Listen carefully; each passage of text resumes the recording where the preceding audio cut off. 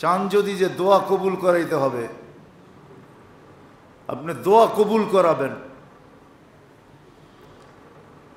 দোয়া কবুল করাবেন আপনি যদি আপনি চান যে দোয়াকে আমার কবুল করাইতে হবে,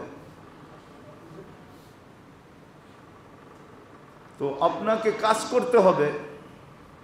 আপনাকে যদি কবুল করাইতে চান, আপনি যদি কবুল করাইতে চান, তাহলে একটা সিস্টেম আছে। প্রথমে 100 বার আয়াতুল কুরসি, 100 বার দুরূদ শরীফ পড়বেন, 499 বার পড়বেন লা হাওলা ওয়ালা কুওয়াতা ইল্লা বিল্লাহ, এই পর্যন্ত, আগে না। কিন্তু যে সময় 500 বার পুরো হবে, শেষ বারে পড়বেন লা হাওলা ওয়ালা কুওয়াতা ইল্লা বিল্লাহিল আলিয়্যিল আযীম। 500 পুরো হয়ে গেছে, তারপরে 100 বার দুরূদ শরীফ পড়েন। এইভাবে কয়েকদিন পড়া দোয়া করেন। হাদিসের আলোকে, কিতাবের আলোকে বোঝা যায়, এটা এতটুক বলা যায় যে কোরআন মাথায় নিয়েও বলা যায় যে আপনার দোয়া কবুল হবেই হবে, হবেই হবে, হবেই হবে। আপনাকে প্রথমে 100 বার দুরূদ শরীফ মনে উঠলো, এই জন্য বললাম 499 বার লা হাওলা ওয়ালা কুওয়াতা ইল্লা বিল্লাহ।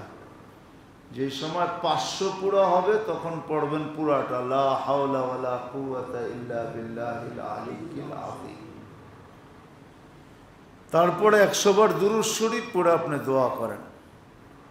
বিয়ে হয় না, শাদী হয় না, বাচ্চা হয় না, চাকরি হয় না, বাকরি হয় না, ব্যবসা ভালো না, লাভ হয় না, লস হয়, যার জন্য পড়তে চান। কিন্তু আমাদের একটা স্বভাবও বলি, আমাদের স্বভাব হলো একদিন করেই আমরা চাই যে হইল না, দূর আর পড়লাম না, ঠিক না? প্রথম দিনই কুতুব হয়ে যেতে চাই যে মুস্তাজাবুদ দাওয়াত, কি প্রথম দিনই, ঠিক না?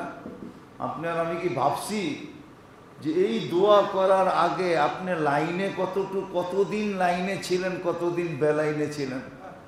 এটা কি ভাবছি? কি বলেন?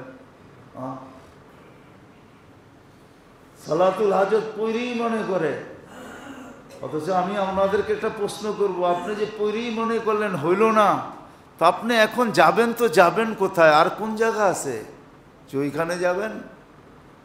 তাহলে তো ওই কথা বলতেই হয়।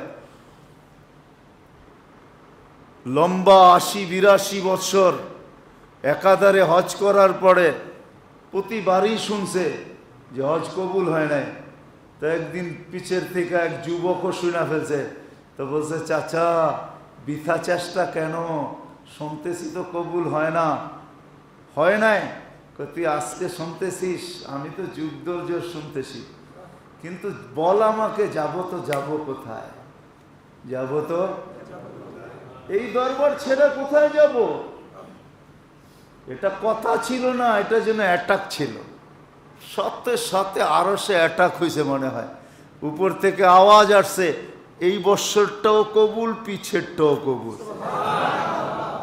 পিছেরটাও কবুল। আমরা তো ভাবি প্রথম দিন হয়ে যাক, আচ্ছা নাই হইল, আপনি যাবেন তো যাবেন কোথায়? আল্লাহর লগে রাগ করবেন? কোথায় যাবেন রাগ করে? রাস্তা দেখান না আমাকে।